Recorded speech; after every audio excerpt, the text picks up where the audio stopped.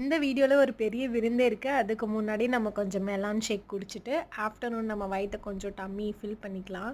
கொஞ்சம் பாஸ்தா அப்புறம் போஹா பண்ணியிருந்தேன். அப்புறம் என் ஃப்ரெண்டு கொஞ்சம் எக் ரைஸ் கொண்டு வந்தாங்க, அதுவும் சாப்பிட்டுட்டு நைட்டுக்காக டின்னருக்காக நிறைய பேர் இன்வைட் பண்ணியிருந்தோம்.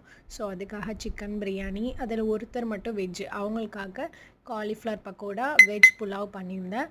அப்புறம் எக் சாப்பிட்றதுனால எக் கறி, ரெண்டு வெஜ் அண்ட் நான்வெஜ்க்கு சேர்த்து எக் கறி பண்ணியாச்சு.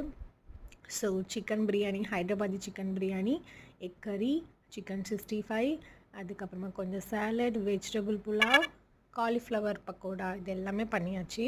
நல்லா இருந்துச்சு. எல்லாமே சாப்பிட்டு முடிச்சுட்டு நல்லா சிட்சாட் பண்ணிவிட்டு ஸோ அதுக்கப்புறமா நான் ஒரு கஸ்டர்ட் பண்ணியிருந்தேன். அது கூட ரொம்ப சூப்பராக இருந்துச்சு. ஆக்சுவலாக கஸ்டர்ட் ரொம்ப தண்ணி ஆயிடுச்சு. என்ன பண்ணலான்னு யோசிச்சு பாதாம் அண்டு பனானா கொஞ்சம் அரைச்சி போட்டிருந்தேன். அதுதான் ரொம்ப டேஸ்ட் ஆயிடுச்சு.